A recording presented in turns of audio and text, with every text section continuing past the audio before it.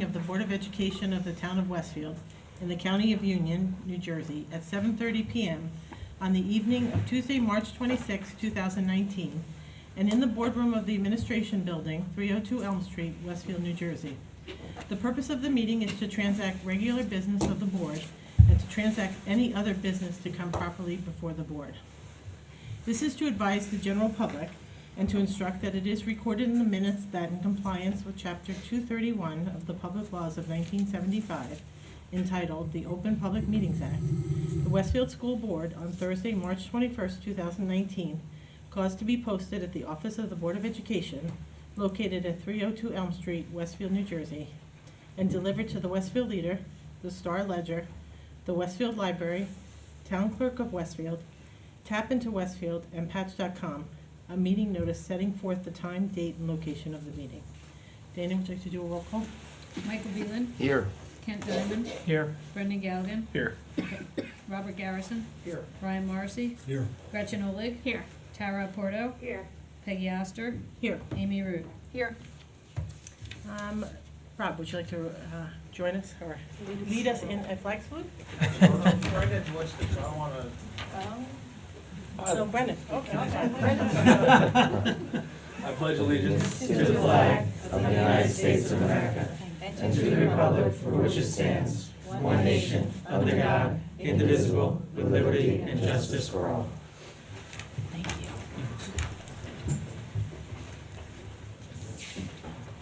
I'm going to start the announcements this evening from here.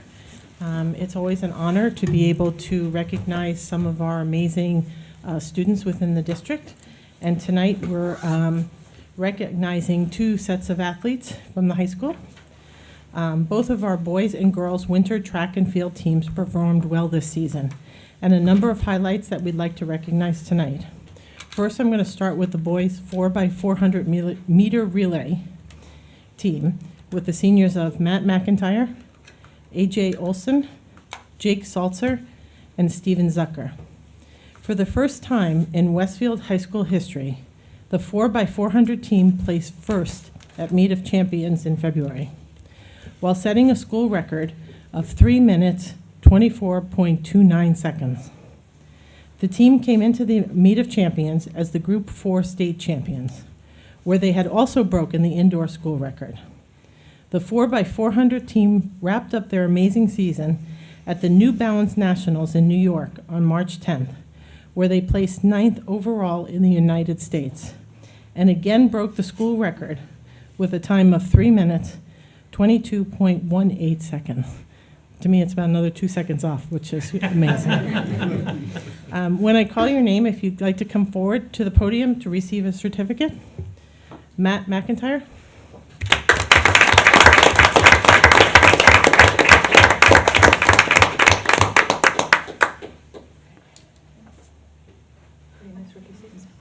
Up, step. You want to stay up front? Come on back.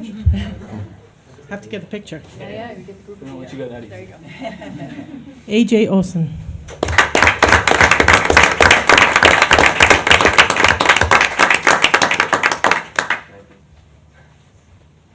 Jake Salzer.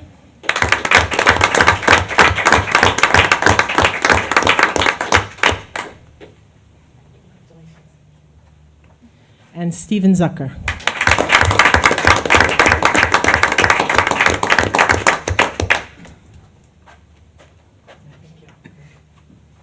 And while the boys are the ones who did all the running and getting those amazing times, we'd also like to honor their coach, Chris Jafelsky.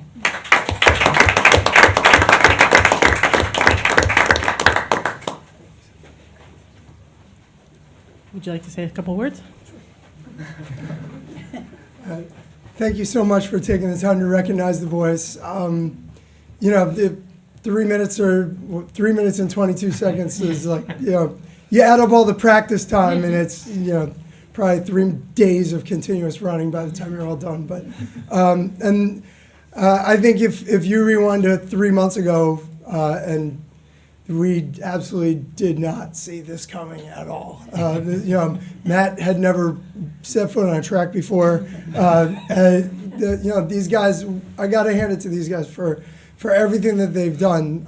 This is something that just kind of came together organically in a way where every single time we went out and ran, we got better. And it was really, it's a tribute to them. I mean, training was part of it, but every time we would watch video of the way we raced, I wouldn't have to say a word. They would say, I need to do this, I need to do this, you do that, I'll do this, it'll go better next time. And sure enough, every single time, you know, like I didn't even need to be there. I mean, like, really, but with seniors, like, that's what you want, right? Like when you have kids like, you know, Jake and Steven and Ajay who've been with us for all 4 years, and, you know, as they grow up and move through the program, you want to, as the coach, be less and less important, and you want them to take the lead, and that's really what they did. And so, you know, Matt being brand new to the team, he just fit right in, you know, because of the attitude that these three guys brought. It was just fantastic the way it all came together. And it truly is incredibly rare. We haven't had a Meet of Champions winner since 2008. So it's really special.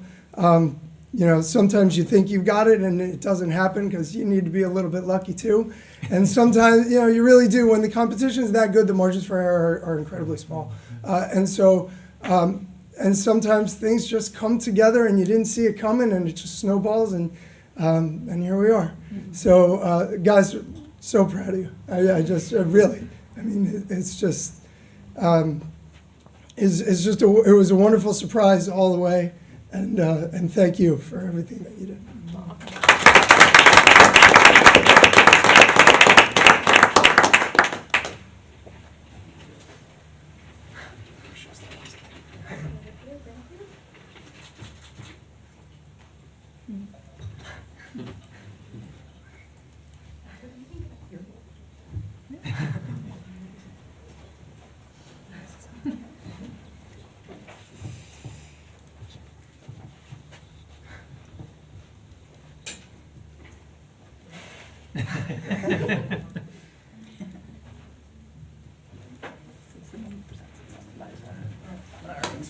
Thank you, guys. Congratulations. Well done.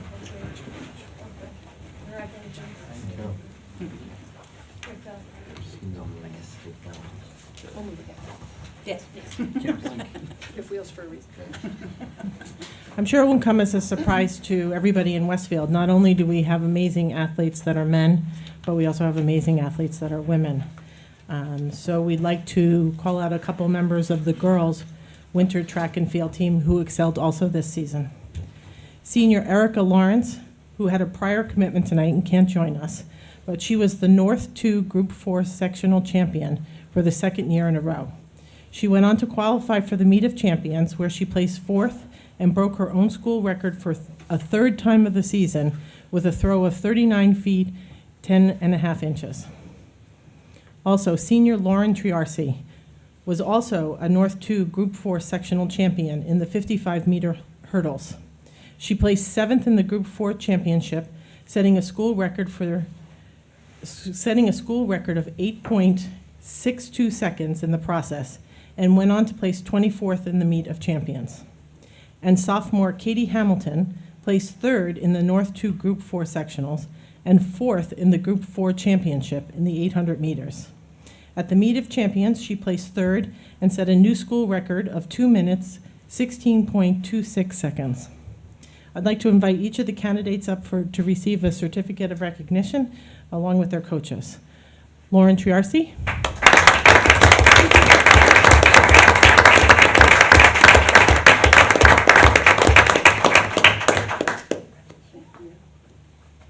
Katie Hamilton.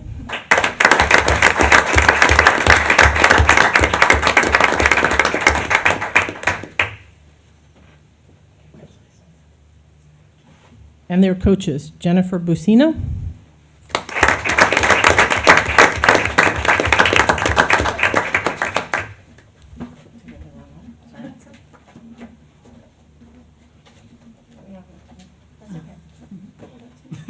Did I give somebody 2 over there? I did.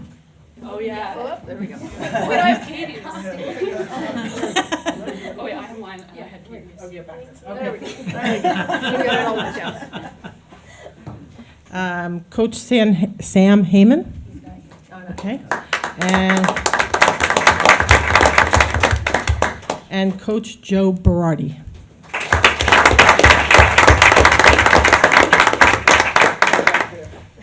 Congratulations. And also, we have a volunteer assistant, Eric Anderson. And he's not here also. Would you like to say something about the girls? Okay. A little tough act to follow with the boys, but anyway, nonetheless. Coach Stefelski was indicating that for the situation with the boys, seemed kind of a surprise, but when you've worked with kids for a really long time, in my opinion, some of it wasn't so much of a surprise. If you don't know our program and you watch the boys in action at practice and their intensity and their attention to detail, I don't coach the boys, but I could see it coming, kind of. Like, I just thought you guys had it, whether the specifics of it, regardless, the success was going to happen. And the same thing happened in our program. We work more closely, obviously, so I could see things coming, but to me, it wasn't so much of a shock that it was a very great season for them. Maybe, again, not so much the specific end of it, but it was phenomenal. If you know Erica Lawrence, you know that you're talking about a very serious athlete that comes to practice every day, 100%. When she gets in the throwing circle, watch out. She's there to do a good job. She's about her team. And I know Coach Heyman saw it coming, but I don't coach the throws. And the first time I saw her, she threw 27 feet. And while the technique wasn't exactly perfect at that time, very good, but not where she is now, you just knew. I knew that the record of Allie Petro was going down by the end of the season, and it did. She went from 27 to 35, and she finished her senior year with a 39.10.5. So if you don't know track and field, that's a pretty big accomplishment, and we're really proud of her. And going on to Lauren, Lauren and Erica, it was no surprise they were chosen as captains. It was no surprise that they were chosen as most valuable seniors. Again, Lauren's another person that comes and works hard, and she thinks about her team all the time, and she progressed immensely, and she devoted her summers and her fall to training and prepping for the goal of getting these records that she wanted so badly, and she really did a great job this season. Also proud of her. And then we have Katie. If you want a little bit of a backstory, she had a rough start this season coming back from an injury, and all of a sudden at the end of the season we finally got her out there, and from a 227 to a 227 to a 216. She didn't start where she would normally be because she wasn't ready yet, but just an amazing kid to watch. Don't be fooled by the appearance. When she's a tiger out there too. Also, you should also know that when she went to the sectional meet, because her season got a late start, she ran in an unseeded heat, which means that she wasn't running with the top performers, and she managed to pull off that third place. And then she had the same situation in the group championship. She was not in the fastest heat, and she did it. And she had the same thing at the Meet of Champions all 3 times. So she did a phenomenal job. It's just very impressive. So, we couldn't have 3 girls that were better exemplify what it means to really work hard and devote yourself and care about your program and your team and your coaches. And all of these coaches that we have do an amazing job. Our spring coaches, winter coaches, none of this is just about the coaches. I think the one thing that makes them different from the other kids is that they have something inside that we can't coach, that it brings it out in their performance, and they do their job, and it's impressive to watch. So congratulations to everyone, and Coach Berardi, I know he wanted to speak too.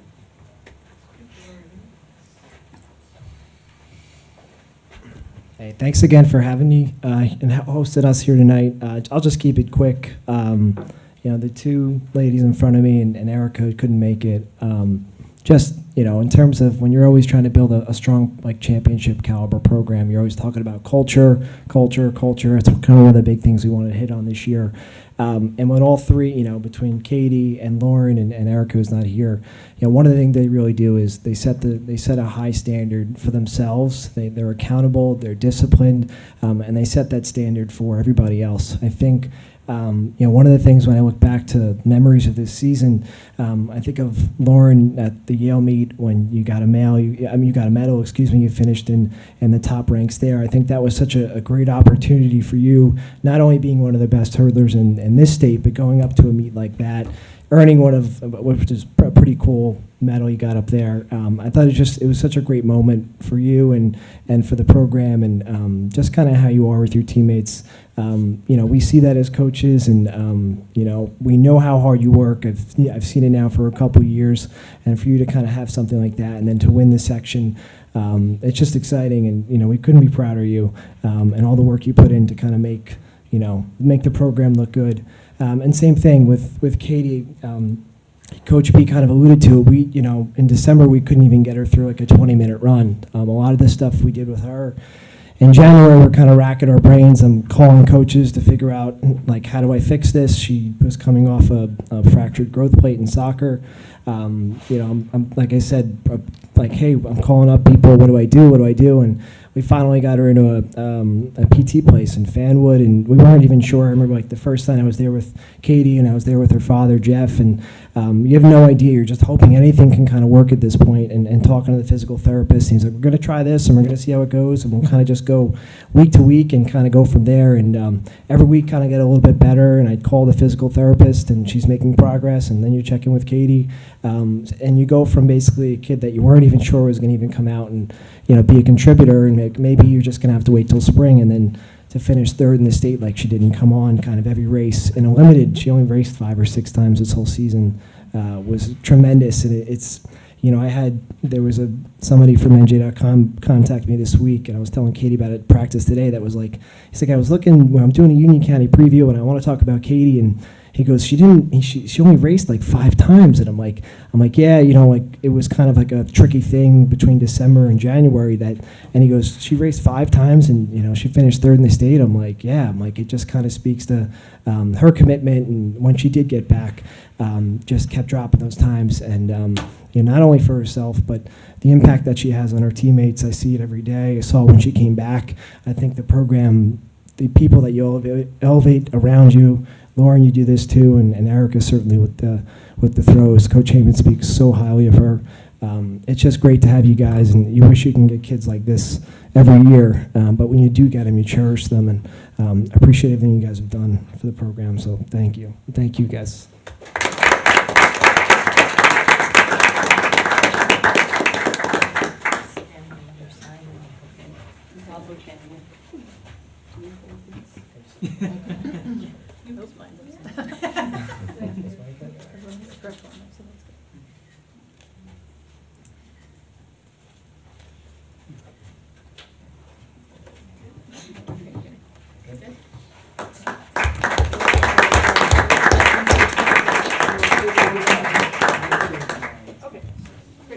Thank you.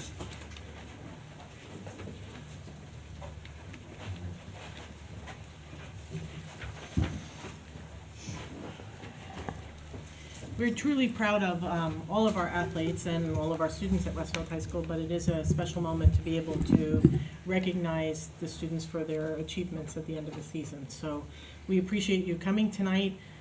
You can stay for the rest of the meeting, or if you think this is a good time to exit, we'll give you a couple seconds to get out the door. Thank you. Thank you.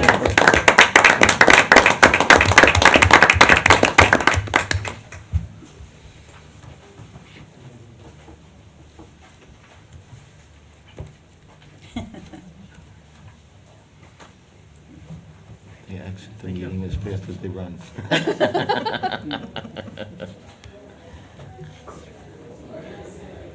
Okay, we'll go on to the rest of our announcements. Rob, do you have any? I do, I have 2.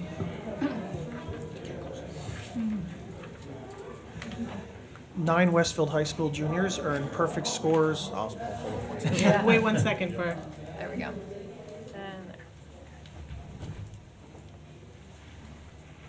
We had people leave and people come in. Amazing.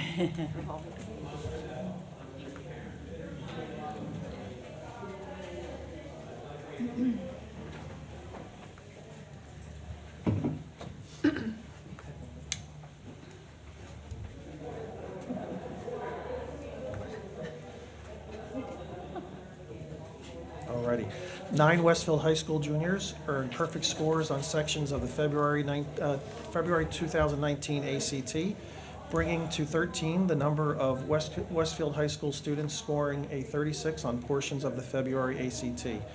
Congratulations to juniors Mark Folletta, Science and STEM, Brad Hornbeck, Math, Alexander Joseph, Math, Science and STEM, Greta McLaughlin, Reading, Stephen Park, Science, Sandrine Perez, Science, Celeste Scott, Reading, Jonathan Sherman, Science and Reading, and Abigail Steinberg, Reading. Previously announced were Henry Meiselman, Science and STEM, Abby Zidell, English, Brianna Weber, Reading, and Jacob Rock, English and Reading. Second notice. On the heels of a successful trip to Indianapolis to perform in the Music for All National Concert Band Festival comes more good news about the Westfield High School Wind Ensemble. For only the second year in school history, the Wind Ensemble has been invited to perform at the New Jersey State Band Gala on May 5th at Bridgewater-Raritan High School. Each region selects 4 ensembles to represent them at the state gala, totaling just 12 bands from across the state. We applaud this talented group and band directors Christopher Vitale and Trevor Sindorf. Thank you. Tara. Congratulations to the cast and crew of Roosevelt Intermediate School's production of Bye Bye Birdie under the direction of Kimberly Johnny, and to the cast and crew of Sweet Charity under the direction of Daniel Devlin at Westfield High School. A lot of hours and hard work, not to mention talent, go into these amazing school productions. A special thanks to the parent volunteers who help with all of the behind-the-scenes details. And this isn't on the notice, but I saw both of these shows and they were absolutely phenomenal. Like Broadway quality. I mean, really unbelievable. The lead actors, the entire cast, the crew, the kids doing the sets, everything was absolutely amazing. So really, I'm really proud of both teams for both shows. Really, really great. Thank you. Michael. The Westfield Historic Preservation Commission invites middle and senior high school students to submit a work of art or of creative writing that imagines a favorite place in Westfield as it may have existed in another era. Any original essay, story, poem, drawing, painting, or model may be entered. The deadline for entries is Monday, April 15th. For additional information, please visit westfieldnj.gov/historic preservation. Thank you. Brendan. Yes. At its general meeting on Thursday, April 25th, the Franklin PTO is hosting an important presentation for the public entitled, "This is Your Brain on Phones, Smartphone and Social Media Overuse." The forum will be conducted by Sean Keegan-Foley, Assistant Director at Prevention Links. The meeting shall begin at 7:30 p.m. Thank you. Brian. For a second consecutive year, the Westfield Public School District has been named one of the best communities for music education in the nation for its outstanding commitment to music education. This prestigious recognition is awarded by the National Association of Music Merchants, NAM Foundation, to districts that demonstrate outstanding achievement in efforts to provide music access and education to all students. Congratulations to K-12 Supervisor of Visual and Performing Arts, Thomas Weber, and all of our talented, hardworking student musicians and instructors. Thank you. Okay. This is a reminder that Friday, April 12th, but 2.5 weeks away, is the deadline for nominations for the 27th Annual Charles Philhauer Fellowship Award, which recognizes an outstanding elementary school teacher each year.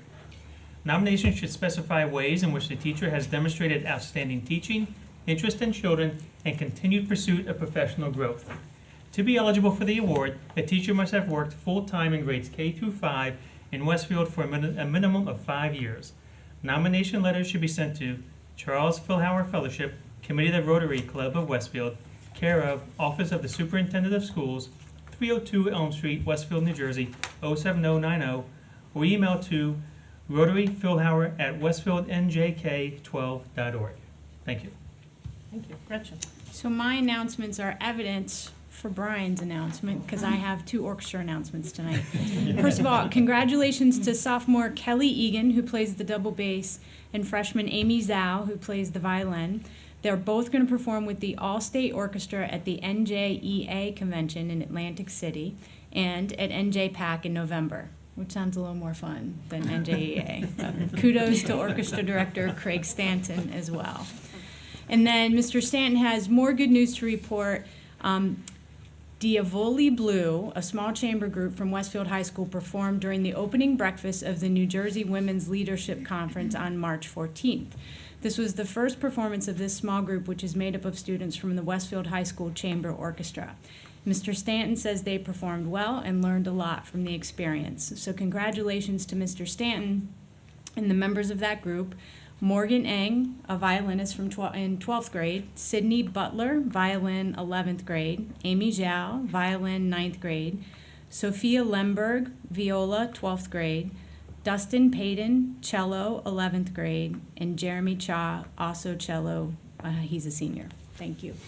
Just to add one piece of information, so as you just said, this group was formed in order to play for the statewide conference, and so I asked them what name they wanted on the program, and so they thought for a moment, in case everyone doesn't speak Italian, since all of their instructions in music are in Italian, they just took Blue Devils and translated into Italian, and they were magnificent that morning, and they were very proud of their title. They even put it on their the folder for their music. They did a logo. It was great. Great group of students. Amy? Yes, I have two. The Westfield High School PTSO is hosting a special screening of the documentary Angst, Raising Awareness Around Anxiety, on Tuesday, April 9th at 6:30 p.m. at Westfield High School. Attendees are invited to arrive at 6:20 p.m. to participate in a meditative deep breathing exercise. An informative panel discussion will follow the screening, and our own K-12 Director of Guidance and Counseling, Maureen Mazaris, will moderate the discussion. Admission is free and space is limited. Reserve your ticket at, prepare yourself, this part's long, www.showclix, that's CLIX.com/event/angst-westfield-high-school. Whoosh, that gave me some angst. I'm going to that. I actually reserved my free ticket already online, so I'll let you know how it goes. And my second announcement is that all Westfield public schools will be closed for spring break from Monday, April 15th through Friday, April 19th. So everyone enjoy the break. Great, thank you. Dr. Dolan, do you have any other announcements? I did not.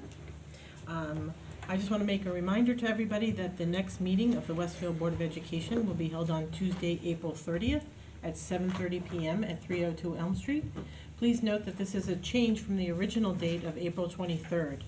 The complete agenda will be available on Friday, April 26th on the board section of the district website in the business office at 302 Elm Street.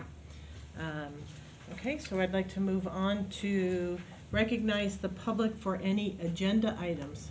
Anything on the agenda the public would like to speak about? Is it on the agenda? I believe so. We had spoken at PTC in regards to the PSC and GE. I don't think it's on the agenda, so you have to wait to the public session at the end of the meeting. So it would be anything that's outlined on the... Oh, okay. Okay, thank you. Great, thank you. Dr. Dolan. The superintendent's report tonight. For the superintendent's report, I'm going to introduce Dana Sullivan, our business administrator, and she's going to speak about some of the facility work that's projected or planned going forward. But before I introduce her, I just want everyone to pause for a minute and just think, knowing buildings that you know that are school buildings in Westfield, if, just mentally, quietly think, do you know how many square feet there are when you add all of that together? And if you pay attention, you will find it in Dana's presentation. Is there a door prize? There will be a quiz. I find it a very interesting number, and I think everyone will find it interesting. So we'll see. Good evening. So, as Dr. Dolan said, tonight we're going to talk about some of the capital projects that we have planned for this summer, as well as projects coming down in the next year or so. I also want to point out, and I know the board knows this, but we do a 5-year capital plan. So that includes maintenance and capital projects.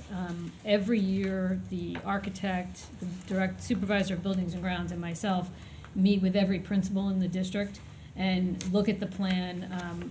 We reprioritize projects depending on changes that might have happened in the past year. So although many of these projects have been on the plan and you've seen them in the past, and they may be moving up a year, sometimes they move out a year as well, because they may not be something that's a priority at this point. So keep in mind, what we talk about for 2019, those are all in the works, but projects for 2020 may not necessarily be in the works yet, but they're on our radar. So our buildings are old, as you know. Our oldest building is McKinley, which was built in 1908. And our newest building, I think, was Edison in 1950. Or no, it's Washington. So you can just whip through those slides. The buildings are in great shape, outside and inside, and that's because we do actually pay a lot of attention to the buildings, and we have spent a considerable amount of money on maintaining our buildings, which, as you know, can get quite expensive for old facilities. So, go ahead, Mary. There are different ways that we can fund capital and maintenance projects. So regular routine maintenance is in the operating budget. A very small portion of our operating budget goes towards maintaining the buildings, and we showed a slide on that the last couple of meetings. It's a very small part of our operating budget. So luckily, we do have other ways that we can fund the projects that we need to do in our schools. One of those ways is maintenance reserve funds. And we have been putting money into the maintenance reserve funds over the last several years. And those funds are used to cover what the state defines as required maintenance. So that kind of rises to a level above your routine. Routine maintenance is kind of cleaning, if you look at the definitions. Required maintenance is the things you do to maintain the things in your buildings, and then capital projects are like complete renovations of different things in the buildings or outside the buildings. Dana, can I jump in real fast? Sure. That also includes anytime we get new mechanical equipment, that we abide by whatever requirements are for the maintenance, so that if there's anything wrong, the school can recoup the monies through a Correct. warranty or something. Yes, correct. So the required maintenance, we use maintenance reserve funds, and then for the big projects, we can use either capital reserve funds, and we also have been depositing money into that account every year, largely from the savings that we have been able to realize from self-insuring our health insurance. And then we have referendums.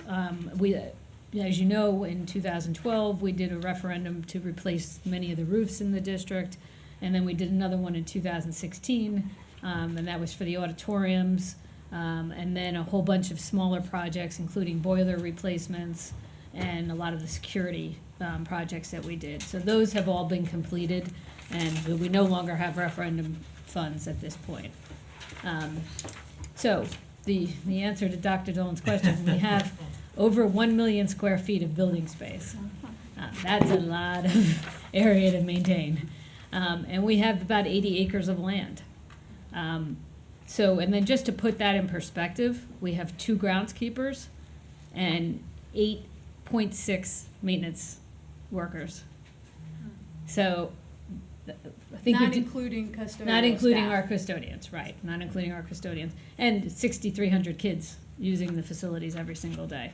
So when you put it in that perspective and you look at our buildings, they are in amazing shape. And but it's something that we'll have to continue to focus on. We have to continue to maintain them, and there's always things that will come up and that are going to need to be done in the coming years. As I mentioned, we do have a 5-year plan, and we do update that plan every year. And those plans are prioritized. Usually the first is health and safety. It's also student accessibility, and then educational program, and of course aesthetics for the people that are using the facilities. For the maintenance reserve, so again, this is more of the required maintenance. We tend to see repeats of this because these are things we do district-wide. So ceiling replacements is replacing old ceilings, usually with these drop ceilings like we have here, as well as replacing lighting. We do painting in the district. That's an area where I don't think we'll ever end. We have so much area to paint, and we do as much as we can each summer. And that's the other thing I should say. Most of this work is work that we can only do in the summer.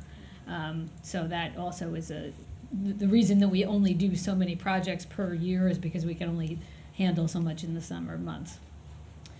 We do resurfacing of classroom floors every year. We do various concrete repairs every year. Security enhancements, we had a presentation last year and we talked about some of the security that we've done district-wide. We've spent over $6 million in retrofitting our buildings and enhancing security. So the funds that you see now are funds where we're more maintaining the systems that we have rather than doing too much upgrading. It's mostly maintaining. And then we redo gym floors every year, and we have a large one next year that needs to be done, so that's what that money is for. Capital projects that are in line this summer. As you know, Kalish Stadium is already underway. They're moving along actually very well, and April 8th is the date that we start ripping the field apart, so we're on track to have that done. It should be done by late summer. We are installing emergency generators in every school. That project also has been started, and we're moving along and are on track to have that finished also by the start of the new school year. Same thing with the toilet and lobby renovations. So that is, we're doing 2 bathrooms at Roosevelt School, 1 bathroom at Edison, and 1 bathroom at the high school. And then we're also doing renovations to the outside the auditorium entrances to make them look in line with what the indoors look like. And that project also has been awarded, and they're ordering materials. They haven't actually started that work because that has to be done in the school, but they're moving along with ordering materials for that. Tonight, we are recommending that we award a contract for the replacement of doors at the high school and the middle schools. So that is all of the interior classroom doors, all of the stairwell doors. All of these doors will be hooked up to our alarm system so that when we go into a lockdown mode, all of our classroom doors will lock automatically as soon as the principal or whomever at the school puts it into lockdown. That will happen. We are also installing security gates that will block off areas of the building. So if there's a group in there using the gym, there will be gates that will block them from accessing the rest of the building, which right now has been an issue for us. So that, plus the new doors that we're putting in the stairwells will also lock after hours to prohibit visitors from entering 2nd or 3rd floor of building. So that, if we award tonight, we expect that they'll start that as soon as school ends, possibly before if we can on certain doors. And that project might go into September, but it would be after hours and it wouldn't interfere with the students at all, but there are an awful lot of doors in those 3 schools. We are out to bid right now for the renovations at the TV studio. We're opening that sometime in April, and we hope to award a contract on April 30th. That project would start as soon as school finishes and is slated to end around the end of October. So the high school knows that that room will not be available at the beginning of the school year, and they're planning around that, but hopefully by late fall, that'll be in place.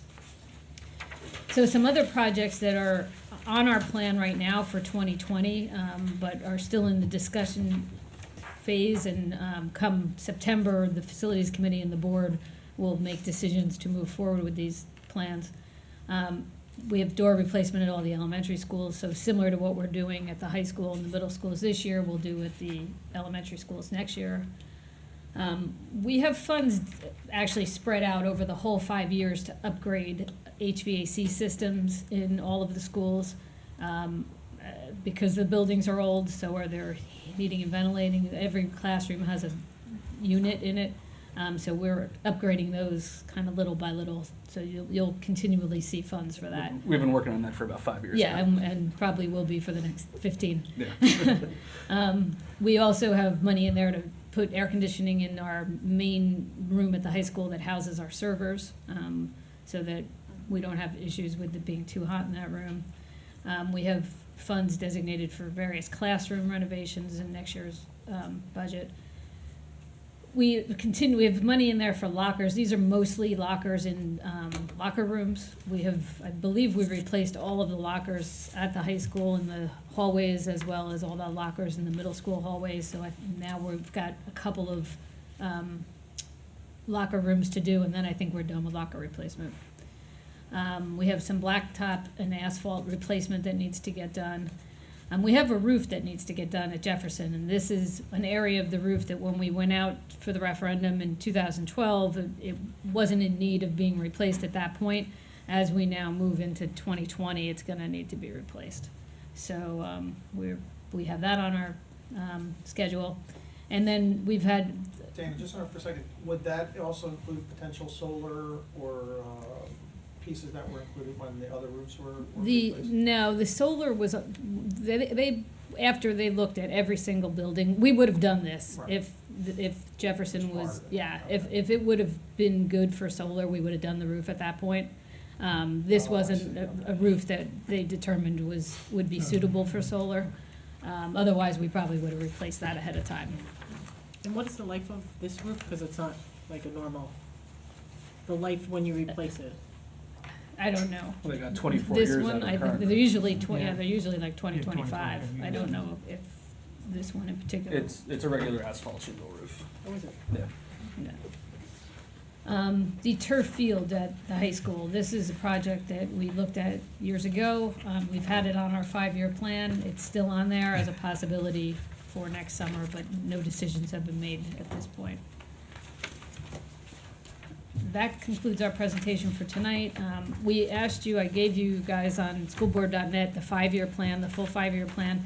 I'm asking you to approve that tonight. This is the first time we've done this. And let me just explain why we're doing that. The state has a requirement that the district complete a long-range facilities plan. I don't think that they have had the mechanism for us to do it in about 15 years. They did it in 2000. It's supposed to be updated every 5 years. I think we updated it in 2005. And since then, they have not had the systems in place for us to update it, which would be fine, except that in order for us to maintain money in our capital reserve account, it's supposed to be an amount not to exceed what's in your 5-year plan.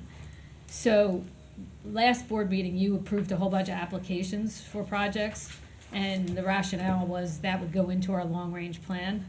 So I just went to another meeting last week where now they said, well, if you have a 5-year plan, you should get that approved by the board, and that would be the basis for your long-range plan.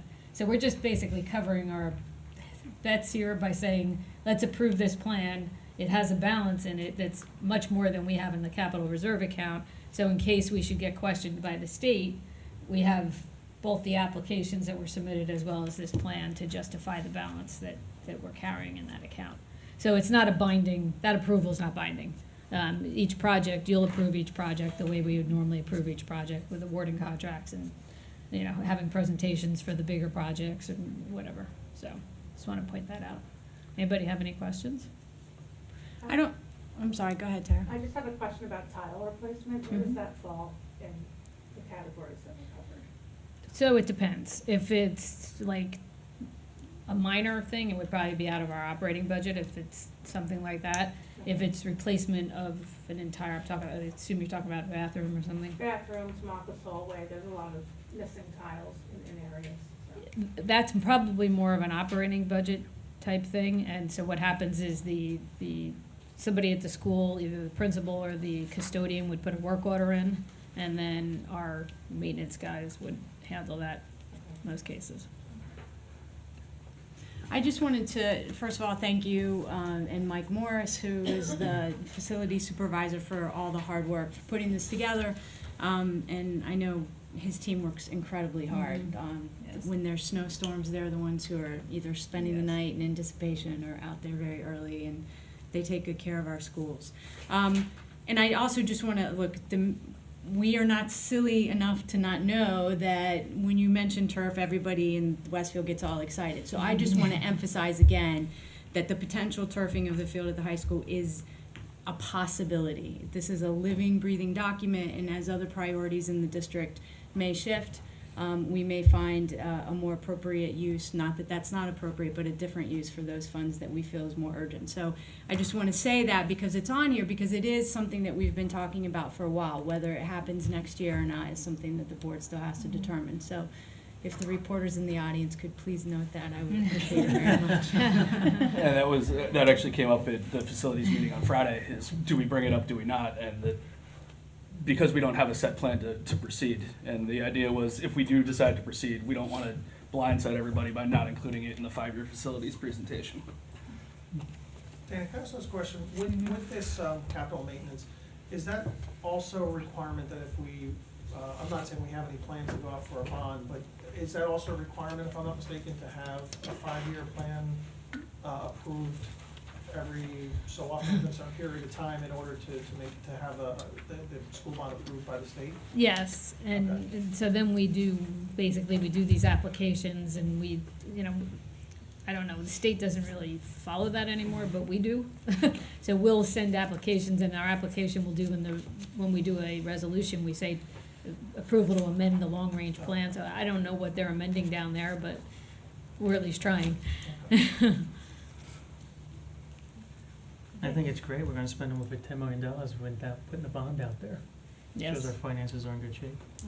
And we have, if you look at what we've replaced every boiler in every single school, and we've done incredible amounts of projects, all the roofs, everything. Yeah. And, the fact that we're actually able to now do some of these projects that are a little bit more fun, and is actually and really will affect education rather than doing roofs and boilers. It's actually a great thing. Well, we heard the voters in 2012 when they rejected the combined bond. And the complaint was, why aren't we saving money and doing some of these projects out of our budget? So we've been able to do that, and we're fortunate. Yeah, hopefully we'll be able to continue. Is everybody good? So, yes, thank you, Dana, thank you, Dr. Dolan, for putting this all together, and, it is a sign that we are a fiscally responsible district, and we're working really hard to be able to maintain these old schools, and it's not an easy thing. If you own an old house and so forth, it's not an easy thing to keep them all up, and we really appreciate that the school is in the position that it is. The schools are in the position that they are right now. And I wish everybody in 25, 30 years, good luck when the life of the boilers and the roofs and so forth are at the next step. They're all doing it at the same time. Thank you very much. I'd like to move on to the minutes. I'd like the board to approve the minutes of the board meeting held on March 12th, 2019, and the private minutes of March 12th of 2019 also. Second. Brendan? All in favor? Aye. Aye. Any abstentions? Anybody not approve? Okay. Moved on to personnel. Amy? Yes, I would like the board to consider items 1 through 26. Can I have a second? Second. Thanks, Kent. Dr. Dolan, I believe you have an item or two I do. or three? Actually, tonight I'm announcing with regret, the retirements of 3 staff members. Pat Minsky, formerly a paraprofessional and currently a substitute, has worked with the students of Westfield since 2008. Pat began as a paraprofessional in a number of schools, most recently at Edison, where she enjoyed the connections she made with both her student and with the staff. This year she has contributed to the district by being a willing substitute, particularly at Jefferson, where she offers her time and support to assist students. Also, for the past 16 years, Susan Orban has been a district occupational therapist, working with dedication and commitment and making a difference in the lives of some of our younger students. At Tamaulipas and McKinley, Susan has been a strong child advocate who has developed appropriate interventions for her students. Some of her closest colleagues have been the technicians for the IT department who partner with Susan to provide crucial word processing devices, software, hardware, and other assistive technology so that her students can communicate and succeed in their classrooms. Susan is looking forward to moving to California to be near her daughter and her grandchild. And third, Claudia Watkins. Claudia Watkins has been a secretary at Edison School for more than 39 years. She has worked with 6 principals and an assortment of assistant principals. She is the resource for Edison's institutional history and remembers with affection former students, their children, and even their grandchildren when they become students at Edison. Claudia is gracious to everyone and creates an environment in the main office where parents, students, and staff are treated with respect and professionalism. Although it's going to be hard to imagine Edison without her, Claudia is looking forward to having a more relaxed lifestyle in retirement, where there are not 6 things going on all at the same time.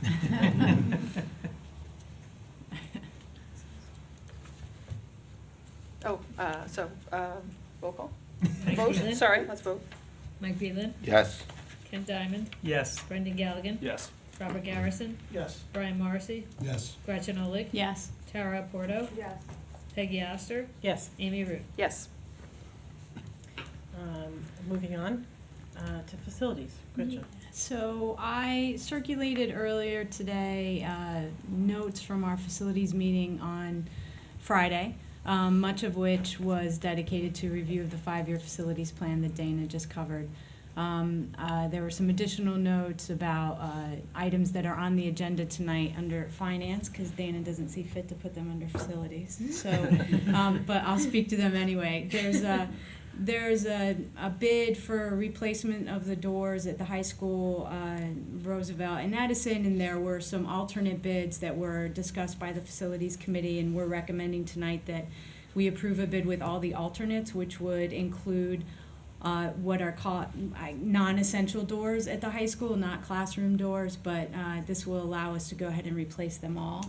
And we didn't think that we would get a good deal on the doors, and that there would be sort of a cosmetic disconnect to have some of the doors replaced and some of them not. So it is the committee's recommendation that we approve the higher bid tonight. And then the second bid that's on the agenda for approval tonight is the Volt server, which I can't really speak to other than I know that it's important. And there's only one company that makes the technology, and it has something to do with providing digital electricity in the event of a power outage. So it's something that gets plugged into our generator. So we're also recommending that the board approve that change order tonight. And I think that's an award of contract, not a change order. Oh, sorry. Yeah, my fault. Does anybody have any questions? I don't really have any items for us to vote on, again, because Dana doesn't. But that's all we have. Just the background that the classroom doors and the fire doors were student safety oriented, and the last couple doors would be bathroom doors or storage closet doors, just to make everything look uniform. Makes sense. That's it. Okay, thank you. Long-range planning, Amy. I have no report yet. I'm still very excited that we have a meeting on the schedule, though, for next Tuesday, April 2nd. And it sounds like we'll have a number of items to talk about, so looking forward to it. Thank you. Brendan, policies. Yes. So the policies committee met last Tuesday for the longest policies meeting that we've had since I've been on the board. Just under 2 hours. I got lucky. To be fair, there was a reason. Yeah. Our February meeting was canceled, so the 2 agendas got merged together. We didn't think we'd actually get through it all, but we managed to before people started spacing out a little bit, myself included. We did review and update 22 policies, which I circulated this afternoon. And the bulk of which have to do with a state submission we have to do. We have to submit a comprehensive equity plan to the county in May. And that it's a series of policies and supporting data to show that we're providing equitable and equal education to all of our students. So that's what all but 2 of the policies under agenda item number 1 include.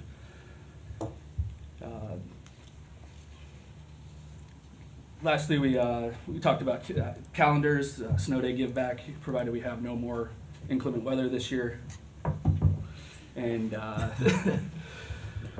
started a discussion of a policy that sort of sprung into my head after Gwen Thornton's presentation back in January about creating a social media policy for board members. We really want buy-in from everybody here, and so it's a discussion that we have to have at the table before before the committee really dives into it. I don't know if we're ready for that tonight, but it's something that we wanted to at least plant in people's heads, what they're, sort of get your thoughts together as to what you think a board member social media policy should look like, and we'll bring it up at the next board meeting. And do we have a workshop on that would be a good topic for a workshop. Yes, it would. I don't know if it's a workshop. I'll work with Peggy, and we'll figure out a good time to have I don't a know whole if board The discussion. 26th is not a workshop, as far as I know. I don't know off the top of my Yeah. head. There's one in May, though, I think. So with that, I ask the board to approve policy items number 1 and 2. Second. Thank you, Ken. Mike Any Phelan? questions? Sorry. Oh, wait.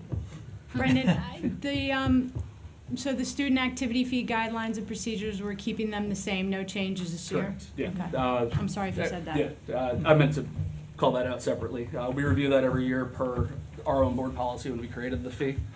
And for the 8th year in a row, we're recommending no change. And is there any kind of announcement about Snow Day Give Back, or I was gonna it's? ask. Are we ready to make that announcement? Either you or I could. It will be the Friday before Memorial Day. Friday before Memorial Day, okay.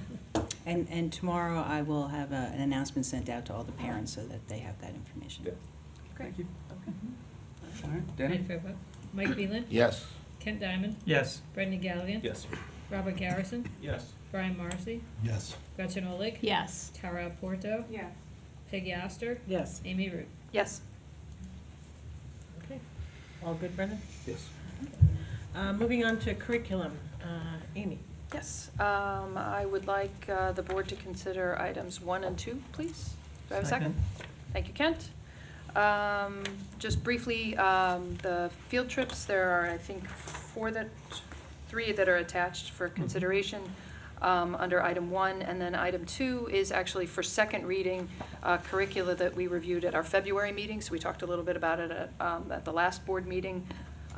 Really, no further discussion unless anyone has any questions? No? No. Okay, all right, let's vote. Mike Phelan. Yes. Kent Diamond. Yes. Brendan Galligan. Yes. Robert Garrison. Yes. Brian Morrissey. Yes. Gretchen Olig. Yes. Tara Porto. Yes. Peggy Oster. Yes. Amy Root. Yes. And real quick, sorry, our next meeting is Thursday morning, the 28th of March. So, okay, that's all. Great, thank you. Thanks. We're moving on to finance. I would like the board to consider items 1 through 18. Second. Kent, thank you. Has been discussed by many a person.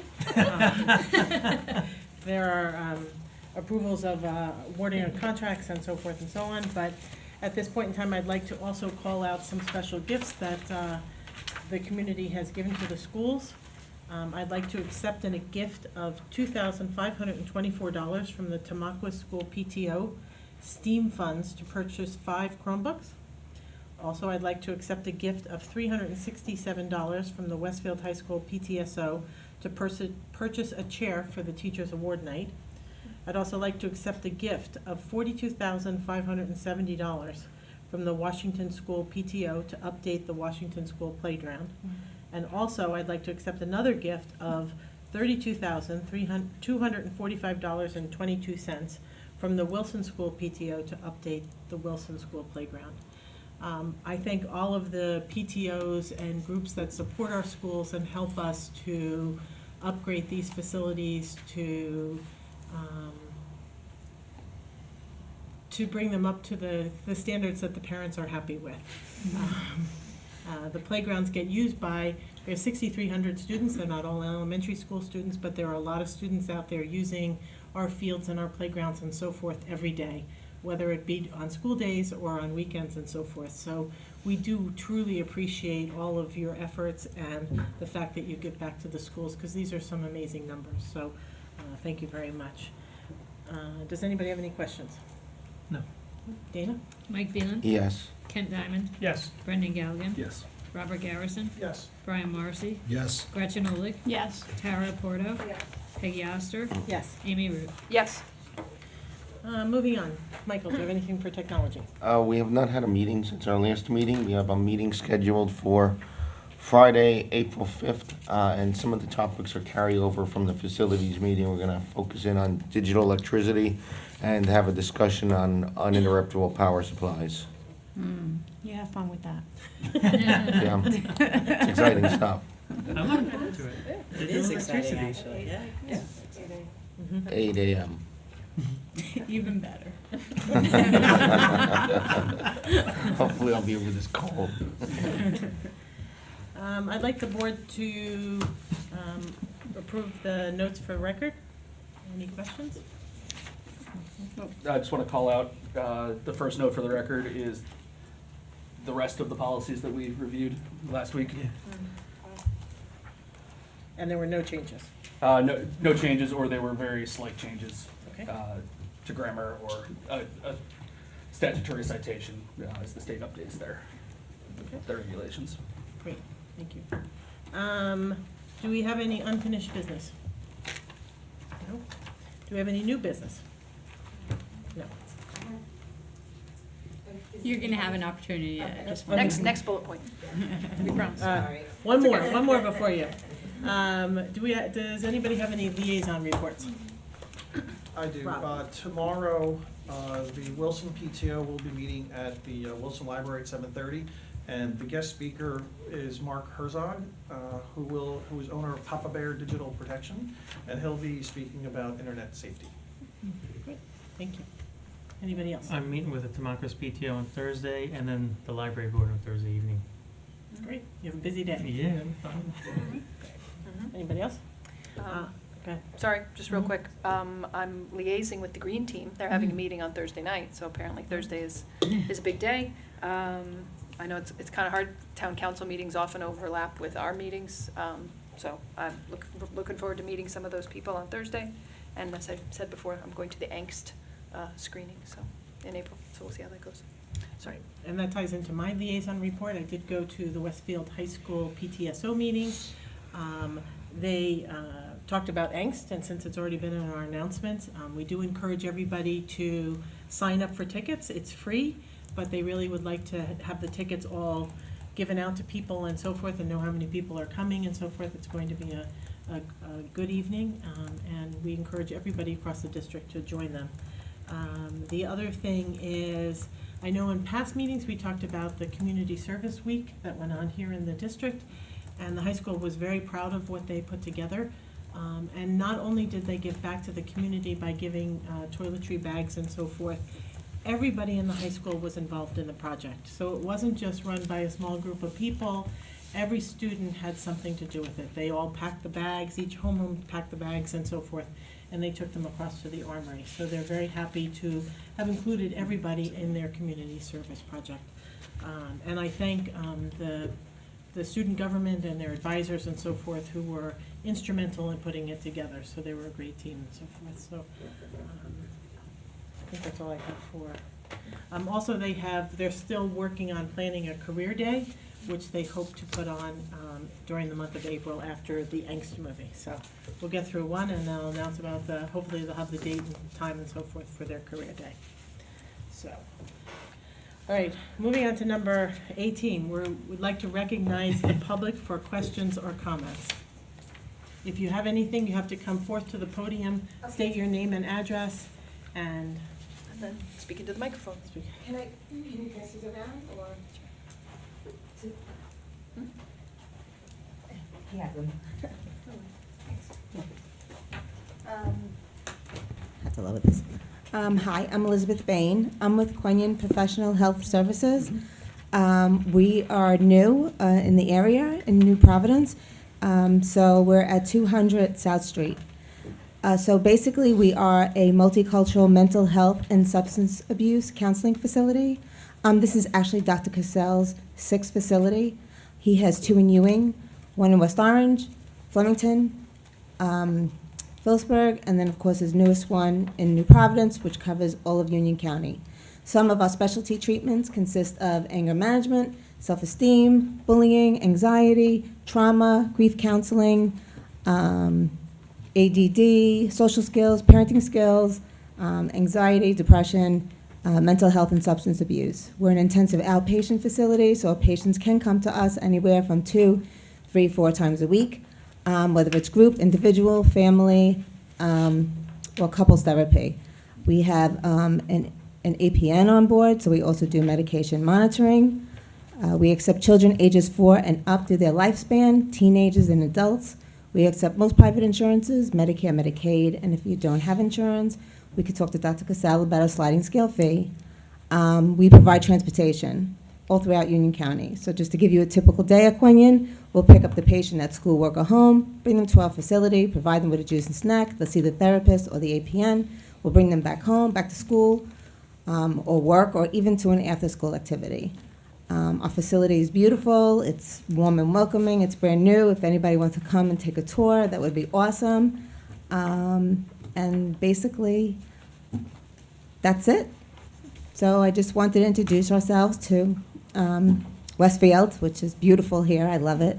And a lot of people ask me, Elizabeth, what exactly does Quinion mean? And Quinion is actually Dr. Cassell's father's name. It means Day of Empowerment, and every day at Quinion in all his facilities is the Day of Empowerment.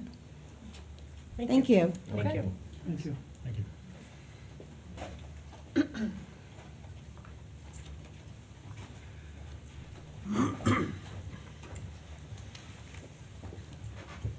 Can we ask you to state your name and your address? Yes. Hi, I'm Mary Roth, 265 South Scotch Plains Avenue in Westfield.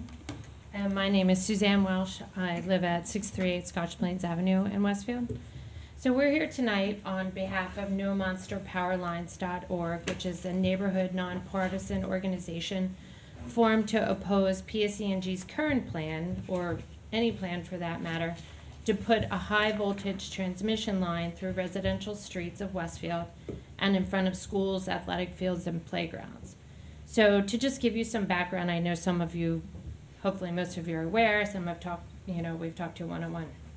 But the initial plan proposed by PSE&G was to replace our current utility poles with new 65-foot tall poles, far bigger than the current ones, and build a 69,000-volt transmission line through our south side neighborhoods as part of a statewide plan to improve electric service. This is a transmission line, not a distribution line. It would not deliver power to customers in Westfield. It would just use Westfield as a corridor to transmit power to and from other parts of the state.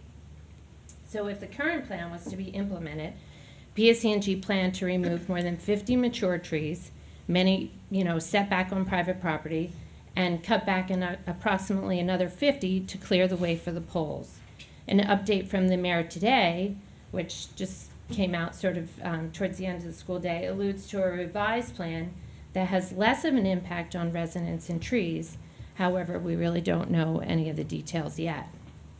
So, rightfully so, neighbors are concerned as the initially proposed lines would run anywhere from 15 to 50 feet from homes and schools, exposing residents, most importantly our children, to health risks associated with living very close to high voltage lines. In addition, if implemented, the current plan would potentially make walking to and from Edison School and Keller Fieldhouse unsafe for students during construction.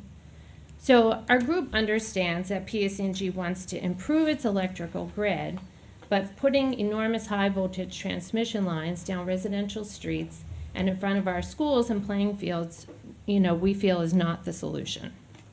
So currently the work has stopped from PSE&G's standpoint, and an alternate plan is forthcoming. But regardless of what the final plan is, we feel strongly that it does not belong in our neighborhoods and it does not belong in front of our schools. So tonight we look to the board for your support to make sure this does not impact our children and your students, most importantly. Yes, and so where it stands today, as from what the mayor put out today, is that PSE&G does have an alternate plan.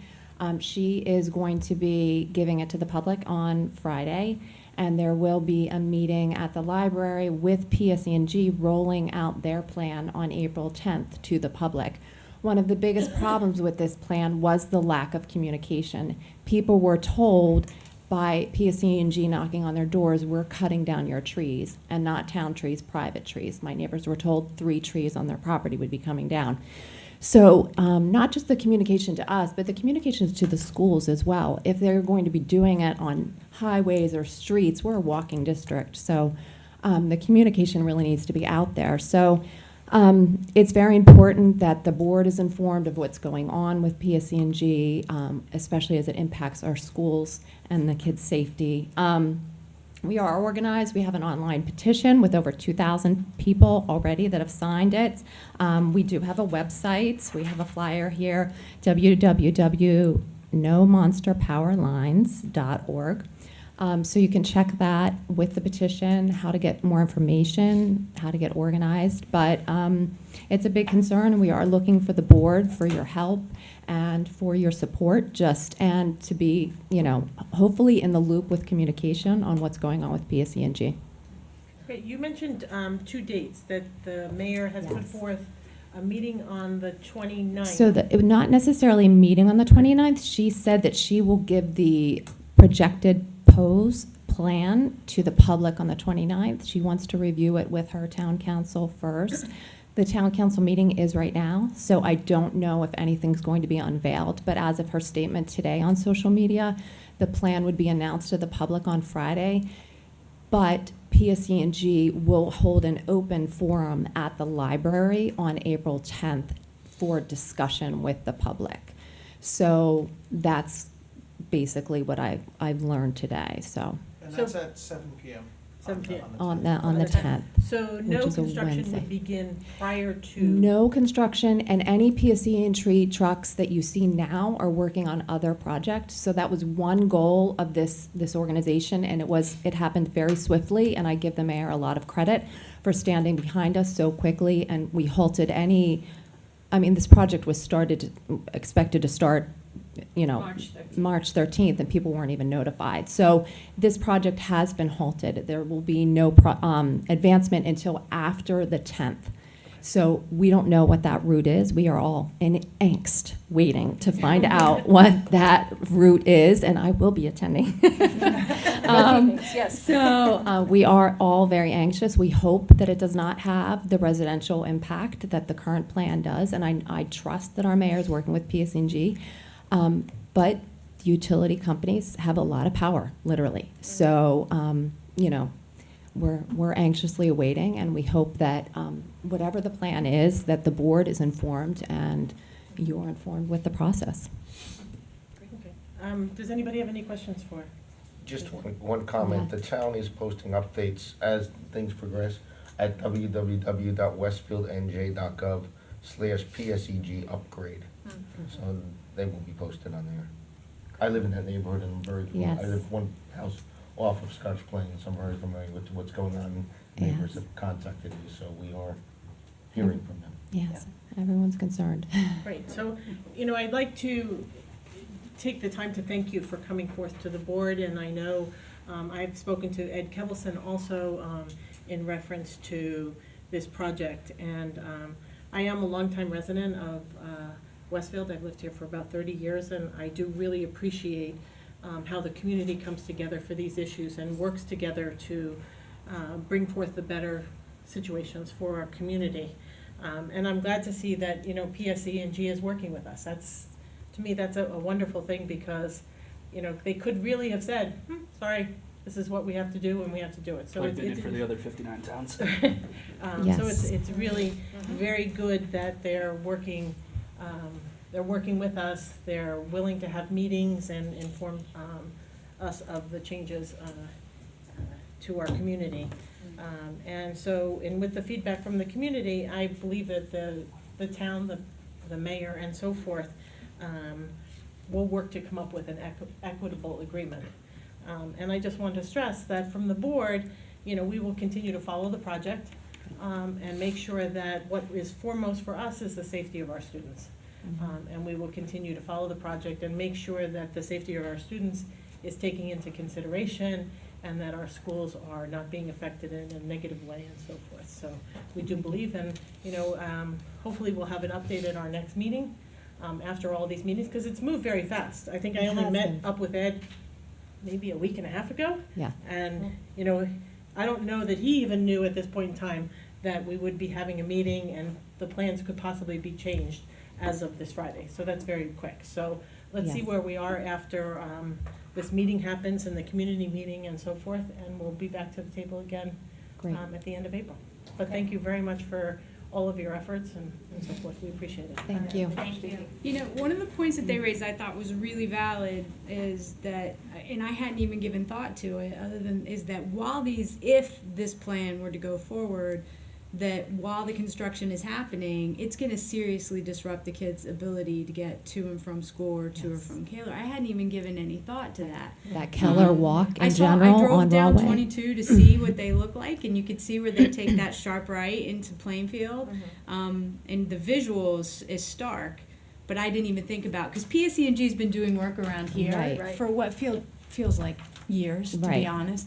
And it's disruptive, and it's very hard to navigate around. So I And this is appreciate a you bringing that to our massive attention. project, Yeah. massive. So when you think about it coming down Rawway Avenue and those kids that just every day at 3 o'clock, Yeah. you know, the school needs to be involved in the process, you know, if it were to be on, you know, Yeah. Broadway. And those poles are huge, and the holes that they have to dig to, you know, to put those poles in, they have to dig them twice as deep as the poles and, you know, twice the size around. And then ultimately, if they're gonna take our understanding is that they would take the existing poles out. So then you have all these giant poles all over the place. And I have, my oldest son is at Edison, and there are tons of, like, kids walking, you know, through the neighborhoods in front of the schools down Rawway to get to the middle school. And so then you have, you know, curious kids that want to look in the holes and, you know, all kinds of things. So, and that the road is narrow, like it turns there. So it's something I think that also kind of has to be on your minds, that not only are they putting up these high voltage lines in front of our schools, but just kind of, if it would be implemented, the getting there poses hazards. Right, and we had a meeting on Monday morning with Dr. Dolan and Amy and myself, and I left heading down Walnut Street this way, whatever that is, and I get to the end where it meets up with Mountain Avenue, and there's a police officer directing traffic. It was down to one lane, and there were probably 6 PSE&G Yes. trucks and 2, I think it was Tumpke Trees or some tree company, you know, and I'm like, I thought that. Yeah, but that's a I do current understand- project. regular upgrade. That's a current project, and Right. all they've done there, and I don't know the specifics, but you can see they've heightened the poles a little bit, and they're restringing some wire. And that's nothing compared to what they would be doing with this project. This project is massitive. And, What precautions has PSE&G taken thus far to protect the kids who, you know, are taking these routes to get to and from That's an school? excellent question. From what I understand is how they've worked in other places is, you know, I think we're ahead of the game. Basically, they come into towns and they start doing the projects, and then everyone starts asking a lot of questions like, what the heck is going on here? And then it's like too little too late kind of thing. So I don't know that PSE&G is doing anything. So I think, you know, that's really up to the town to, so at least as a town, it looks like we're becoming organized. Because that is they just come and plow and go, you know. So PSE&G is under no obligation to None. notify anyone. Well, so they are, so there was a lawsuit in Ridgewood, it's a very similar town with ours, and they did not mobilize their town as quickly, and by the time they got word and mobilized and got into it, from what I understand is they went to court, but basically they said the project's already done at this point, so go forward. But PSE&G did receive a slap on the wrist for lack of notification. So our lack of notification, I'm en route and I still haven't gotten a letter. Me as well, So yeah. I'm en route. So so there was no notification. So that's kind of their deal is there's always PSE&G trucks, right? So no one really asks too many questions. So once, people start seeing holes in their yard, we were starting to ask questions because trees were coming down on private property. That's why, so that's how it started. So they are under no obligation. So And the way it's positioned in the press, like if you go to the PSE&G site and you go to the work that's being done in Westfield or you know, whatever your town is. And even the letters that some people did receive, it's really positioned as an upgrade. You know, oh, we're gonna put in new poles, it makes it sound like an okay everyday kind of thing. But Like they you're really amping your don't- Wi-Fi. Yeah, they don't allude to, it's not gonna directly impact your service in any way, it does nothing for you. It's a hugely significant size pole, and the voltage, it's 3 times the amount of voltage, you know, on your front lawn. Like, there's someone on our committee, and the pole is literally 15 feet from his front door, and it has young kids. And, you know, we're a densely populated town, and in the section of town that they wanna run it through, I mean, nothing is more than 50 feet from the poles. In California, the setback for these size lines is 100 feet. No one has 100-foot, you know, properties on their front.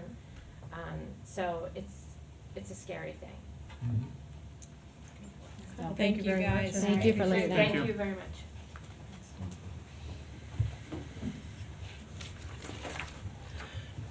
Does anybody else want to come to the podium with any comments or questions?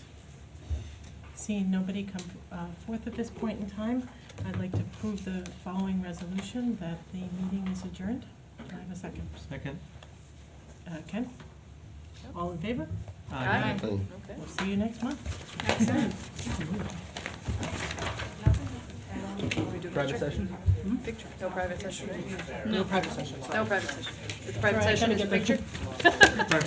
I get the message just before it's written on here. and I Dude, have to make sure I- 7:30, you start at 7:29, just saying. No, she did not. It said It says 7:30. 7